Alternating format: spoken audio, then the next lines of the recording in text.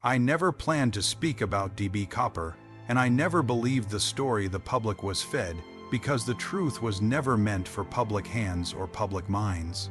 I was a junior intelligence officer assigned to a compartment that did not officially exist, and the name DB Copper was never written down anywhere that mattered. It was spoken once in a sealed room and then never again. The night it began was cold and wet, and the rain had the kind of weight that soaks through steel and bone. I was stationed in Washington, at the time working night shifts, reviewing flight movement anomalies and classified civilian air traffic data that never matched the public logs. Just after 7 that evening, a flag appeared on my console, not red, not urgent, but gray, which meant someone above me wanted eyes on something without creating a record. The file contained a single flight number and a timestamp and nothing else. No origin, no destination, no passenger manifest. That alone told me it was already buried. The aircraft was a commercial jet flying a routine route and carrying ordinary passengers who would never know how close they came to being collateral in something much larger. The anomaly was not the hijacking itself. Hijackings were not rare then. The anomaly was the response. Military assets repositioned before the event occurred. Radar coverage adjusted silently. Air defense systems placed on passive. Someone knew. When the call came that a man calling himself DB Copper had taken control of the aircraft, the room did not react the way it should have. There was no panic, no raised voices, just quiet confirmations and locked doors. That was my first warning that this was not a crime in progress. It was an operation unfolding exactly as planned. I watched communications routed through channels I was not cleared to access, and listened to supervisors repeat instructions that made no sense unless you already knew the outcome. Let it proceed, do not intervene, preserve the asset. That word asset was not referring to the aircraft or the passengers, it was referring to the man. DB Copper was not a hijacker, he was a delivery mechanism. The money was never about ransom, it was about transfer. A controlled movement of untraceable funds out of circulation and into a black ledger that never touched a bank again. The jump was never an escape. It was a test. The flight path was chosen for weather conditions that would erase evidence. The jump zone was selected for terrain that swallowed men whole, and the man himself was not unknown. His profile had been circulating through intelligence circles for years under different names and different files. He was military trained. He understood aircraft behavior and parachute dynamics and cold weather survival. He was calm because he knew exactly what would happen next. When the aircraft landed and refueled, I saw manifests altered in real time and serial numbers on the cache logged into a system that did not exist outside a secure vault. When the plane took off again, the sky was already being watched by eyes that would never admit it. The jump occurred at the precise window predicted, and when the rear stairs dropped, the room around me went silent. No one spoke, no one breathed, because the question was not whether he would survive. The question was whether the recovery teams would reach the ground before the locals did. They did. I saw the scramble unfold across classified feeds that would never be declassified. Helicopters without markings moving low and fast. Ground teams already staged days earlier moving through forest with night optics and sealed orders. The public story says no trace was found. That is a lie. Everything was found, the parachute, the tie, the body, and the money. The only thing not found was the truth. DB Copper died exactly where he was supposed to die. His death closed a loop that needed closing. The funds were recovered and redistributed into projects that would never appear on a congressional ledger. His identity was erased completely, his past sealed, his family monitored quietly for decades. And the myth was allowed to grow because myths are safer than facts. The myth distracted everyone from the reality that a civilian aircraft had been used as a vector for a military black project without a single passenger ever knowing. I was ordered to sign a non-disclosure agreement that referenced penalties without defining them. I was told that speaking would not lead to prison, it would lead to absence. Then I was reassigned and the file vanished from my terminal like it had never existed. Years passed and the story became legend and documentaries speculated, and amateur investigators argued over wind speed and parachute type and missing bills. They never asked the right question, why the response was so calm, why the money was so specific, why the jump window was so precise, why the military stood down when it could have intervened in seconds, because the operation was not about stopping him, it was about using him. DB Copper was the acceptable loss that made the transaction clean, a man erased to move resources where oversight could not reach. Every time someone says he vanished into the night, they repeat the lie that was designed to protect the truth. He did not vanish. He was recovered and recorded and buried under layers of classification that only loosen when men like me decide the silence has lasted long enough. I still remember the way the room smelled that night, like stale coffee and ozone and rain carried in on coats. I remember the way my supervisor would not meet my eyes. I remember realizing that history was being edited in real time and that I was watching the original version disappear. This was not a mystery. It was a message, and it worked. Because decades later, people still argue about whether DB Copper lived or died, while the real question remains untouched. What else has been done this way?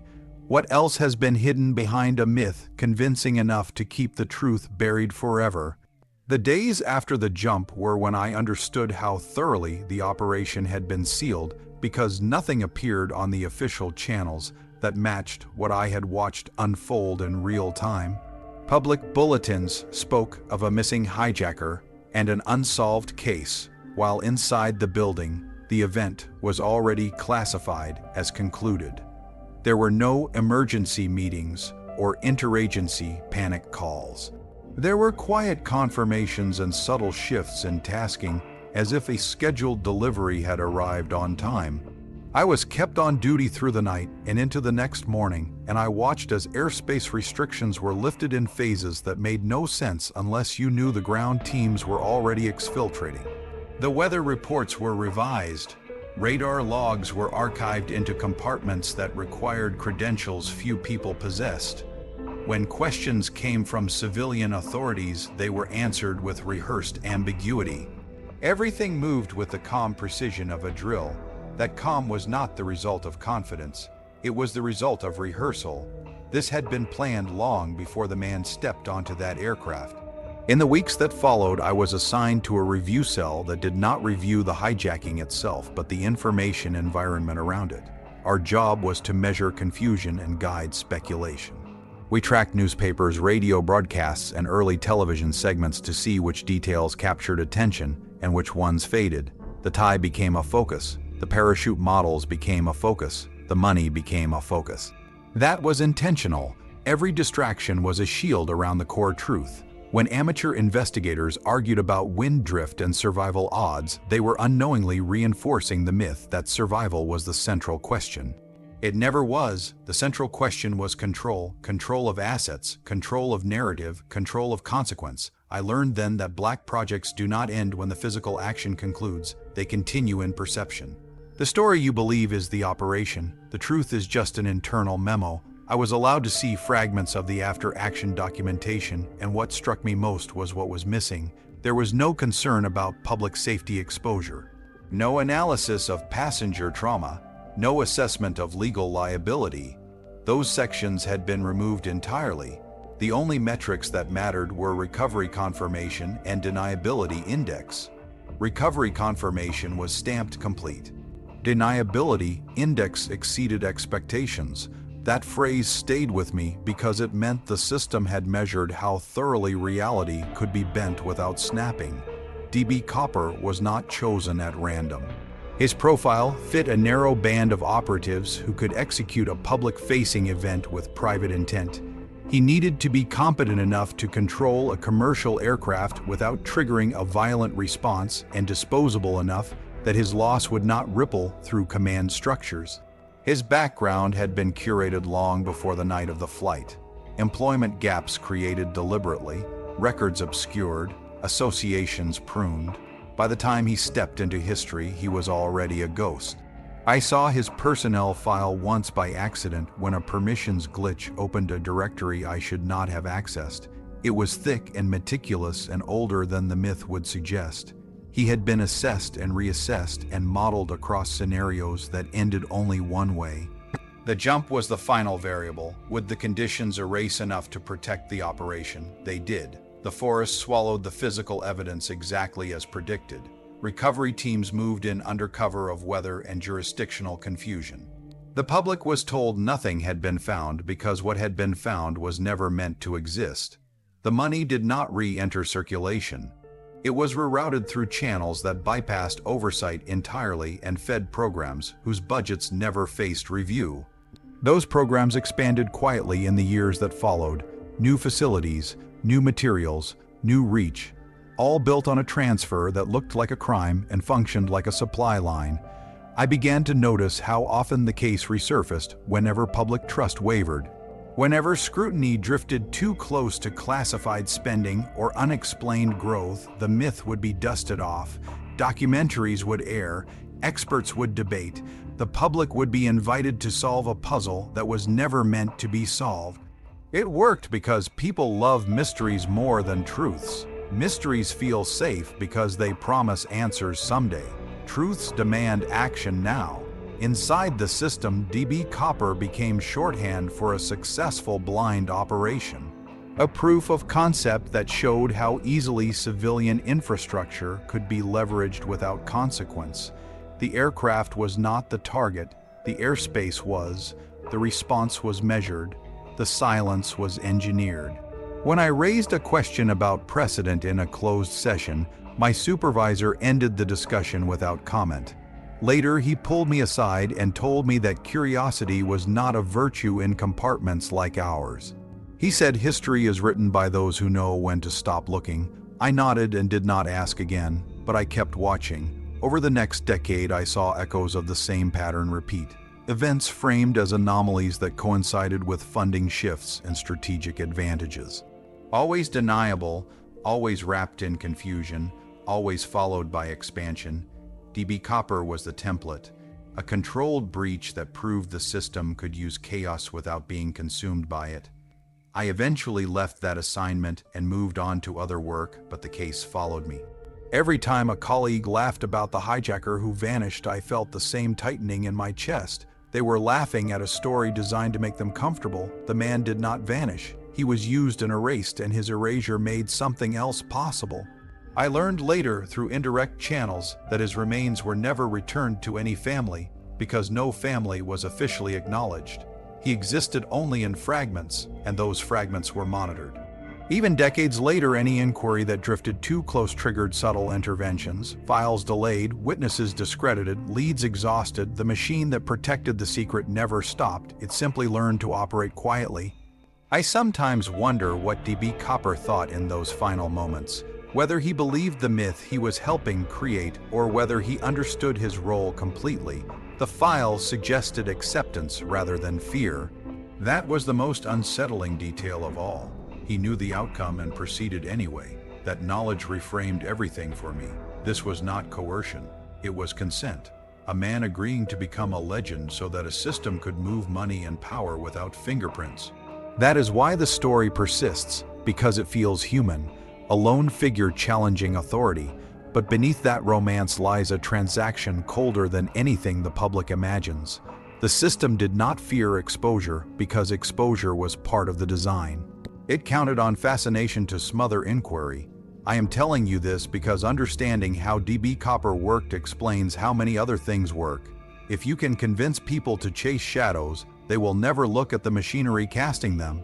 And as long as they argue about survival odds and missing bills, they will never ask why the response was so calm and so precise. The night of the jump was not chaos, it was choreography.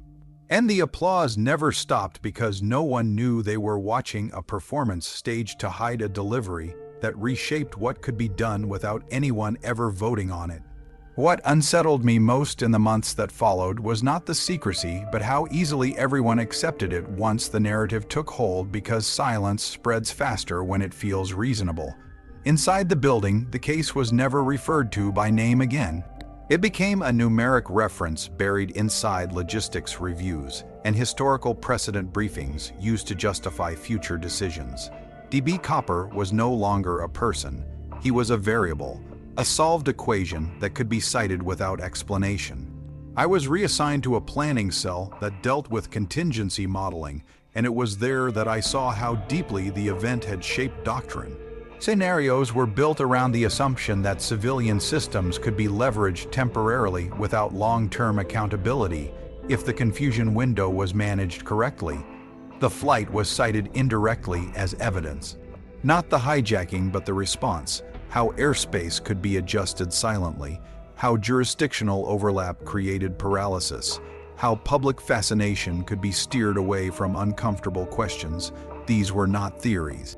They were lessons learned. Every time I recognized one, my stomach tightened, because it meant the operation had not ended. It had matured. I began to notice how often the phrase acceptable loss appeared in planning documents. Not referring to lives directly, but to clarity. How much clarity could be lost before public trust became unstable?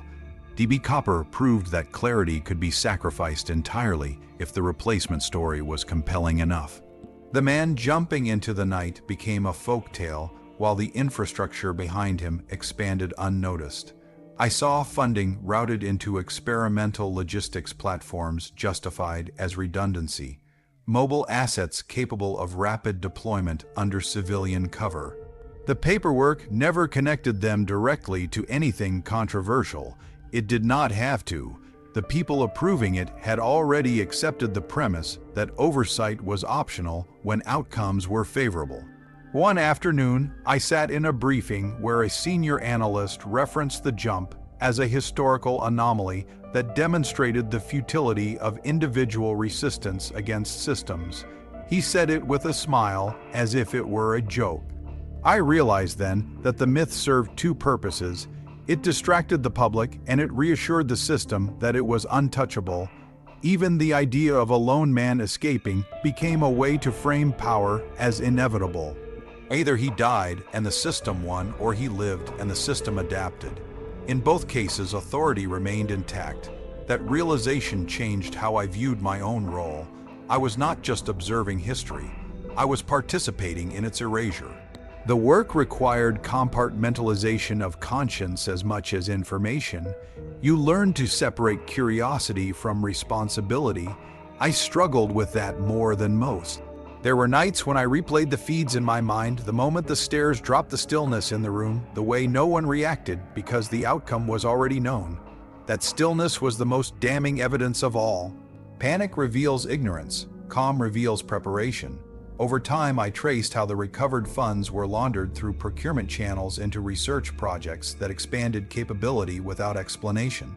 Materials science, communications resilience, rapid deployment systems, nothing labeled weapons, everything labeled support, the kind of support that makes intervention invisible. I once asked a colleague whether he ever wondered where certain resources originated. He looked at me like I had asked something naive. He said origin mattered less than utility, and that was the moment I understood the ethical shift that DB Copper represented. It was not about money or a man. It was about permission, permission to act first and explain later or never. The hijacking gave cover to a transfer that would have raised alarms if done openly. It demonstrated that chaos could be engineered precisely enough to hide intention.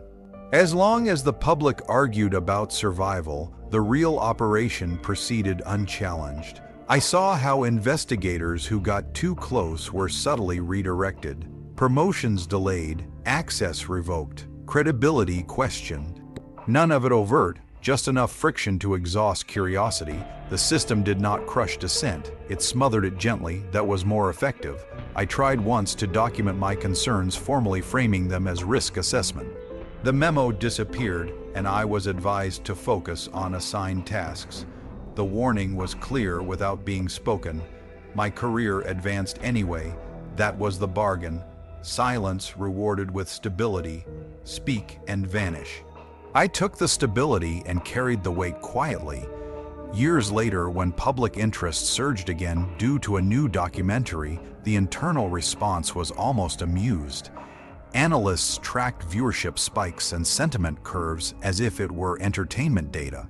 The conclusion was the same as always. Interest peaked then faded. No action required. The myth had proven durable. I wondered then whether the public fascination itself was being encouraged deliberately. because it functioned as a pressure release. People felt like they were investigating something forbidden, when in reality they were circling a decoy.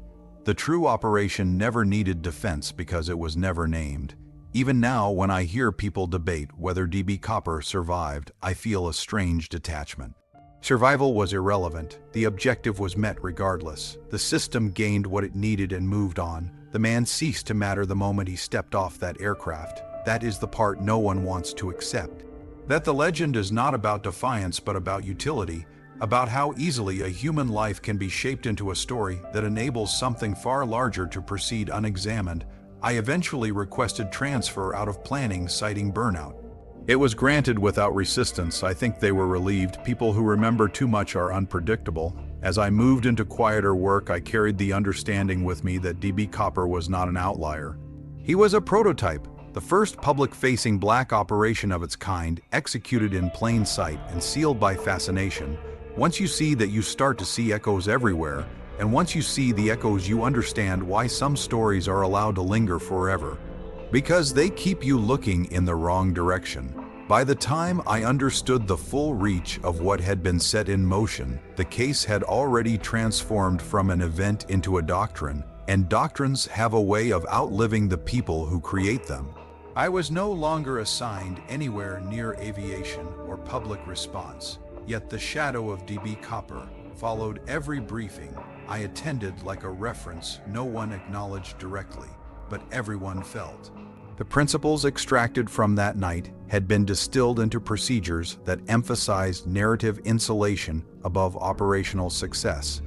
What mattered most was not what happened, but how long confusion could be sustained and how thoroughly accountability could be diffused.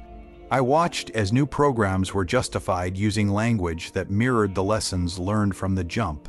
Civilian interfaces were described as flexible environments. Legal gray zones were called buffers. Public curiosity was labeled manageable noise. None of these terms appeared sinister on paper. That was the point. They normalized the idea that reality could be shaped through omission as effectively as through action. I saw budgets expand quietly into areas that focused on rapid movement and temporary presence. Assets that could appear then disappear, leaving behind only plausible explanations. Weather, error, coincidence. The same trio that protected the DB Copper transfer now protected far more ambitious endeavors. When I asked a senior planner how these programs would be audited, he smiled and said, "Odd. It's only matter when someone is looking." I realized then that the myth had done more than hide a single operation. It had trained the system to trust its own invisibility, the belief that if something had worked once, it would always work again. That belief breeds recklessness. Over time, I noticed subtle changes in how risks were evaluated. Human cost was no longer calculated in lives but in attention. How much attention would this generate? How long would it last? Could it be redirected? DB Copper had shown that attention could be consumed endlessly without nourishment. People would argue about theories while the truth starved unseen. That understanding emboldened decisions that would have been unthinkable before. I was present when a proposal suggested leveraging a natural disaster to mask a logistical shift. The room discussed feasibility, not morality. I left that meeting shaken because it confirmed what I had feared. The jump had not been a boundary, it had been an invitation. The man himself had faded entirely from internal discourse. When his name surfaced, it was as a case study, not a person. His willingness to proceed knowing the outcome was cited as proof that operatives could be conditioned to accept terminal assignments if the narrative framed them as legends. That idea disturbed me more than anything else. The system had learned how to turn death into mythology and mythology into cover. I began to see recruitment language change, subtly emphasizing legacy over survival, impact over return. Those words carry weight when spoken to people trained to see sacrifice as virtue. DB Copper had become the archetype, not publicly, internally, the first demonstration that you could design a story powerful enough to eclipse the truth forever. As years passed, I found myself increasingly isolated by what I knew. Conversations with colleagues felt hollow because I could not unsee the machinery behind their assumptions. They believed in oversight because they believed in records. I knew records could be rewritten in real time. They believed exposure would end wrongdoing. I knew exposure could be engineered to protect it. The myth taught the system that visibility could be weaponized. That lesson echoed everywhere in intelligence assessments, in media strategy, in crisis management. I tried to step away from it by focusing on analysis rather than planning, but the contamination spread. Even analytical models assumed that confusion could be sustained indefinitely. I began to question that assumption quietly in internal reviews, pointing out historical moments where truth eventually surfaced. Those comments were acknowledged politely, then ignored. The prevailing belief was that modern information volume guaranteed distraction. People would move on, they always did. DB Cooper proved it. I carried that weight until it began to affect my judgment. Sleep became irregular. I found myself listening to public discussions about the case with a sense of unreality. Hearing speculation treated as entertainment while the truth remained buried felt like watching a fire burn behind glass. I wanted to say something, to disrupt the pattern, but I understood the cost. Speaking would not expose the operation, it would erase me, and the doctrine would continue untouched. That realization forced a bitter clarity. The system did not fear whistleblowers because it knew how to absorb them. Discredit, delay, drown, I had seen it happen too many times. Instead, I began documenting privately, not evidence, memories, context, the texture of decisions, the tone of voices, the way rooms felt when choices were made. I wrote because stories survive where documents fail. They adapt, they move, they wait. DB Cooper was proof of that. A story designed to protect a truth had outlived the truth itself. I wondered whether my own story would ever matter, whether anyone would care beyond curiosity. But curiosity was not the goal, awareness was. The difference is subtle but vital. Curiosity chases answers, awareness questions premises. The myth encouraged the former to avoid the latter. That was its genius. By the time the public asked the right questions, the trail would be cold by design. I understood then that my role was not to solve the mystery, but to illuminate the mechanism, to explain how a single event could be used to reshape decision-making for generations. The jump was never about money or escape. It was about permission. Permission to believe that if a story is compelling enough, it can replace accountability entirely. That belief is more dangerous than any weapon because it turns institutions into authors of reality rather than servants of it. When I finally left government service, it was with a sense of relief and dread intertwined. Relief because I no longer had to participate. Dread because participation was no longer required. The doctrine had taken root. It would grow on its own. DB Cooper would continue to be debated in forums and documentaries and bars, while the true legacy of that night shaped actions far removed from the spotlight. I carry this not as guilt but as responsibility. To remember, to tell it straight, not as a mystery, not as a legend, but as a lesson about how easily the world can be moved when everyone is looking in the wrong direction. The longer I lived with the knowledge, the clearer it became that DB Cooper was not remembered because he mattered, but because forgetting him would require admitting how easily reality had been engineered that night. I began to see how often the same pattern repeated across unrelated events, and how often the explanation given to the public was just interesting enough to stop deeper inquiry. It was never about hiding everything. It was about hiding the right thing while allowing harmless noise to flourish. After leaving government service, I spent years in environments far removed from classified corridors, but the habits never left me. I watched how narratives formed and how quickly they hardened into accepted truth once repeated often enough. The DB Cooper story functioned like a pressure valve. Whenever distrust in institutions grew too loud, the mystery resurfaced and absorbed attention like a sponge. I tracked how media cycles aligned with policy shifts and how often renewed interest in the hijacking coincided with moments when transparency might have been demanded elsewhere. It was not orchestrated overtly. It did not need to be. The myth had become self-sustaining. That was its greatest success. I began speaking quietly with others who had brushed against similar operations in different contexts. logistics officers, communications analysts, contractors who had been paid too well to ask questions. None of them knew the whole picture, but all of them recognized the shape of it. A shape that matched what I had seen years earlier in that quiet room when the stairs dropped from the aircraft and no one reacted. One man described a coastal shipment that vanished between ports with no loss recorded. Another spoke of a disaster response exercise that never ended because the equipment deployed never came back. Different stories, same structure.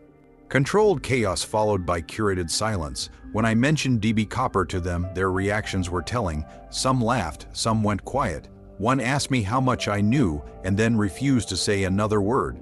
That reaction confirmed what I suspected. The operation had spawned variations. The original jump was proof of concept. The idea that you could insert a dramatic narrative into public consciousness and use it to mask transactions that would otherwise be impossible.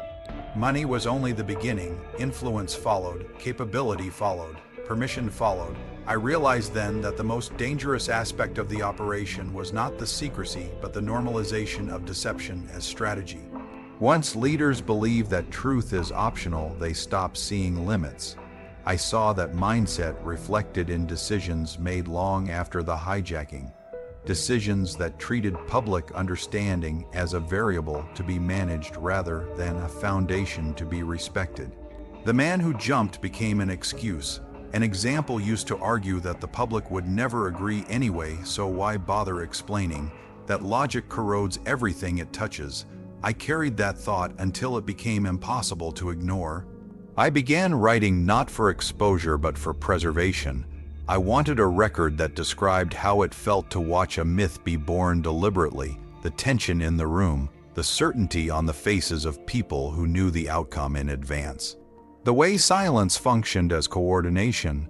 These details never appear in official histories because they cannot be quantified, but they matter because they reveal intent. Over time, I accepted that there would never be a reckoning for DB Copper. No admission, no correction. The truth was too inconvenient and too instructive. Admitting it would force questions about everything that followed. Instead, the system chose comfort.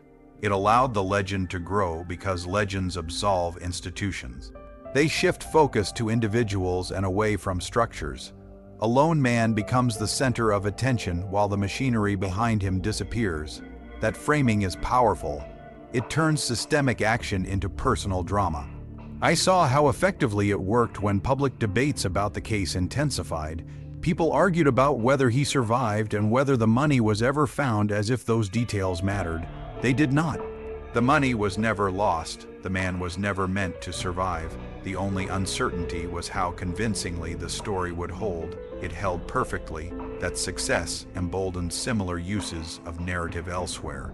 I watched how crises were framed with heroes and villains carefully selected to absorb scrutiny, how investigations focused on spectacle rather than process. DB Copper was the rehearsal. Everything after was refinement.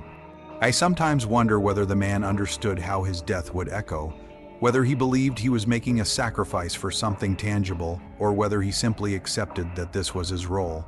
The files suggested he understood more than the public ever would. That he knew survival was irrelevant, that the story was the objective. That knowledge does not make him heroic. It makes him tragic. A man who agreed to become a tool because the system convinced him it was necessary. That is the quiet horror at the center of it all, not the jump, not the mystery, but the ease with which consent was engineered. Once I saw that clearly, I could no longer view the world the same way. Every dramatic story presented as truth became suspect. I began asking not whether it was real, but what it was protecting. That question rarely has a comforting answer. DB Copper protected a method, a way of moving power without oversight, a way of teaching institutions that they could act first and let myth do the cleanup. That method did not die with him, it spread. I have no illusion that telling this will change that, but I believe memory itself is a form of resistance. As long as someone remembers that the calm response that night meant rehearsal and intent, the myth loses a little of its power. It becomes less romantic and more instructive. That matters, because the greatest danger is not secrecy but complacency. The belief that mysteries are harmless entertainment rather than tools. DB Cooper was not a puzzle, he was a signal, and the fact that so many still argue about the wrong details proves how effective the signal was. I carry that understanding now as a burden and a warning, not about a man who jumped into the night, but about the systems that learned they could rewrite reality in plain sight and trust fascination to keep everyone looking away. The final phase of understanding came slowly and without drama, which was fitting because the most dangerous shifts rarely announce themselves. It arrived when I realized that DB Cooper was no longer needed as a shield because the systems built behind him had learned how to protect themselves. The myth could fade tomorrow and nothing would change because the lesson had already been absorbed. Narrative insulation had become instinct. Institutions no longer needed a spectacular distraction. They could rely on fragmentation and overload. Too much information, not too little.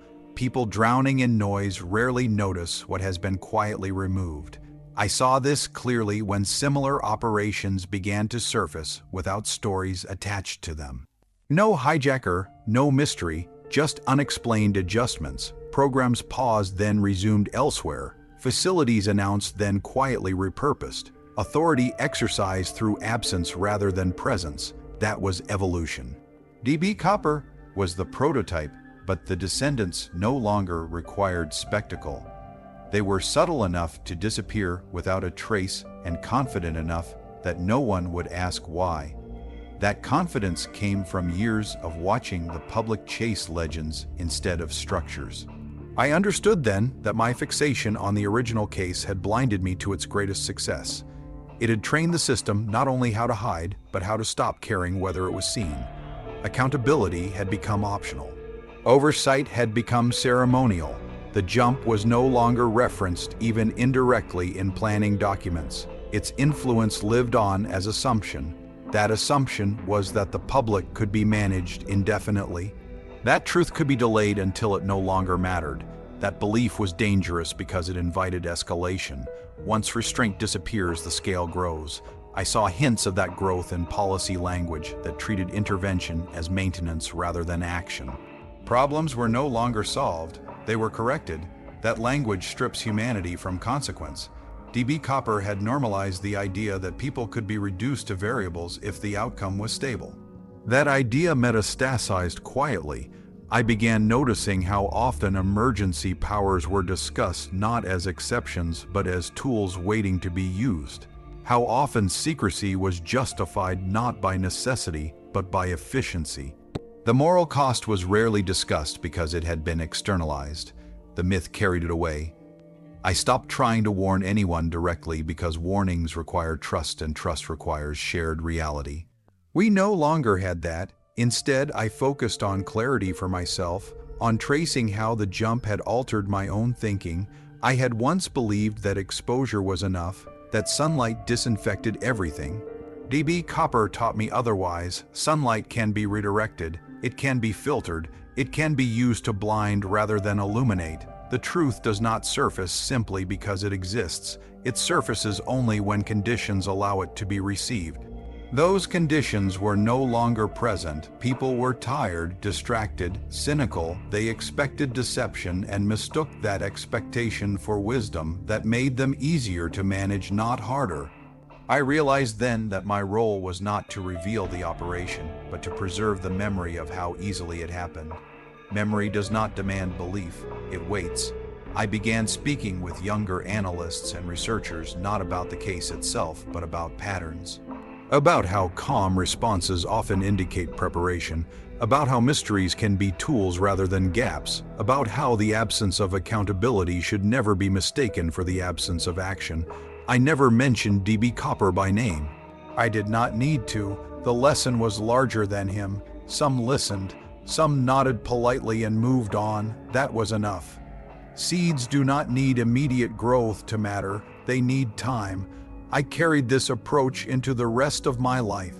I became cautious about stories that arrived fully formed, about explanations that were too elegant, about narratives that invited fascination instead of scrutiny. The world rewarded that caution with isolation. People prefer clean stories. They resist the idea that reality is often shaped deliberately in unglamorous ways. DB Copper survived in public memory because it was dramatic. The real operations thrived because they were boring. That inversion was intentional. Drama attracts attention, boredom repels it. Power learned to hide in the latter. I sometimes wondered whether the people who planned the jump understood how far its influence would reach. Whether they anticipated that a single controlled act would rewire institutional ethics for generations. The documents suggested foresight but not imagination. They could not have predicted how effectively the myth would inoculate the system against doubt. It became a reference point whenever someone questioned transparency. They would say, "Remember that hijacker case. Remember how messy truth can be.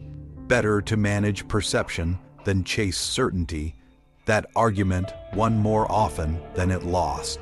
Over time, it stopped being argued at all. It became common sense. That was the real victory. When power no longer needs to justify itself, it has already succeeded. I accepted then that there would be no dramatic ending to this story. No revelation that forces change, no reckoning that restores trust. The jump did not break anything, it lubricated it. It showed how smoothly systems could operate when freed from the burden of explanation. That knowledge is not something you can put back once learned. It changes how decisions are made forever. I live with that understanding now quietly and deliberately. I do not seek attention. I do not expect validation. I simply refuse to forget the stillness in that room when the stairs dropped and the rain fell and no one reacted because the outcome was already known. That moment contains everything you need to understand about how power learned to move in plain sight. If this record survives, it will not be because it proves anything.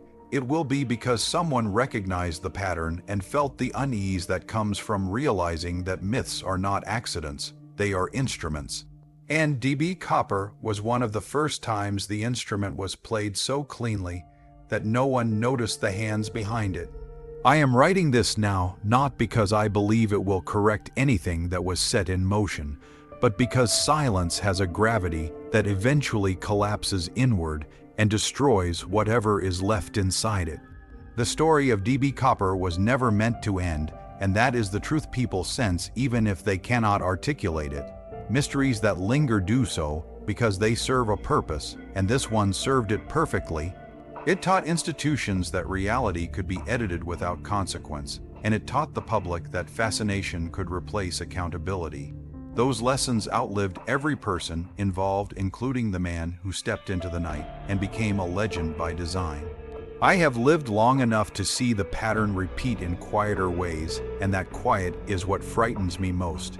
No dramatic hijackings, no singular villains, just subtle adjustments and unexplained absences and decisions justified by efficiency rather than principle. The system no longer needs a DB Copper because it learned how to operate without spectacle. It learned that the less there is to debate, the easier it is to proceed. That is the final evolution of the doctrine that Knight introduced. When even myths become unnecessary, I think often about the passengers on that flight and how they returned to their lives believing they had witnessed something extraordinary without ever knowing how ordinary it was to the people watching from behind sealed doors. That disconnect is the essence of modern power. Those who experience disruption feel chaos, while those who orchestrate it experience routine. That is why the room was calm. That calm was the real confession. I have carried it with me through years of ordinary days and quiet evenings and moments when the world feels stable and predictable.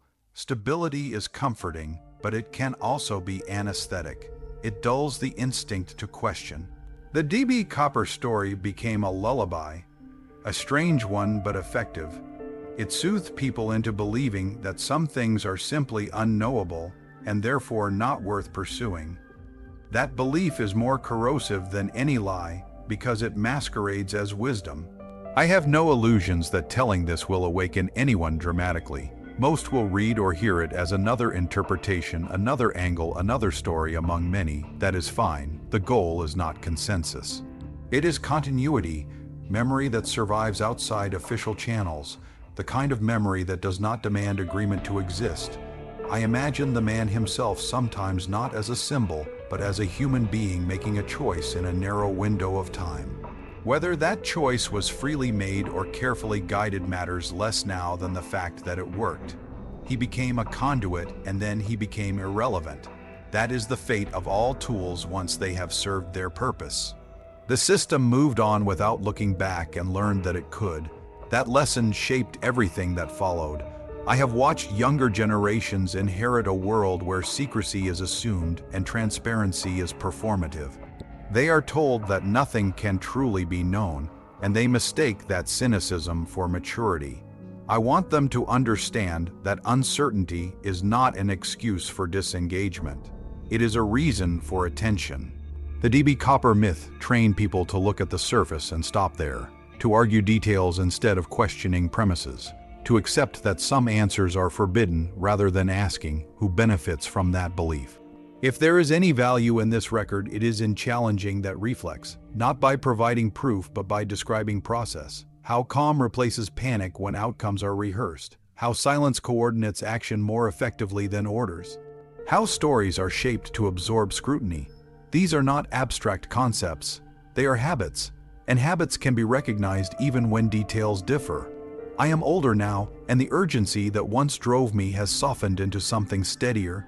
I no longer expect change to come from exposure. Change comes from pattern recognition repeated enough times that denial becomes harder to maintain. That is slow work and often thankless, but it is the only work that endures. I think of DB Cooper now not as a man who jumped or a mystery to be solved, but as a hinge in history. A moment when institutions learned something about themselves and decided they liked what they saw. That decision echoes still.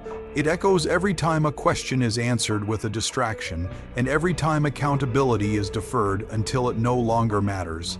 I cannot undo that night, and I cannot reclaim the truth that was deliberately scattered. All I can do is refuse to let the calm that followed be mistaken for innocence. The calm was the signal. It said this was planned. It said this would happen again. And it said no one would stop it because the story would do the work for them. I have lived with that knowledge long enough to know that forgetting is easier than remembering, and that is why remembering matters. If this reaches you and leaves you unsettled, then it has done its job. Not because it reveals a secret, but because it invites you to question the next story that arrives fully formed and emotionally satisfying. Ask yourself what it is protecting. Ask yourself who benefits from the debate it creates. Ask yourself what remains unexamined while attention is consumed. DB Cooper was not an ending. He was a beginning disguised as a mystery, and beginnings are always harder to recognize than conclusions. This is where I leave the story, not with resolution, but with responsibility. The responsibility to notice the stillness behind the noise, to recognize when calm indicates rehearsal, and to remember that some of the most consequential operations in history succeed not because they are hidden perfectly, but because they are hidden in plain sight and wrapped in a story so compelling that no one thinks to look past it. If this story unsettled you, then it did what it was meant to do. Question the legends you are given and pay attention to what stays quiet while everyone else is distracted. Subscribe for more stories like this, because the truth often hides behind the myths we are told to enjoy.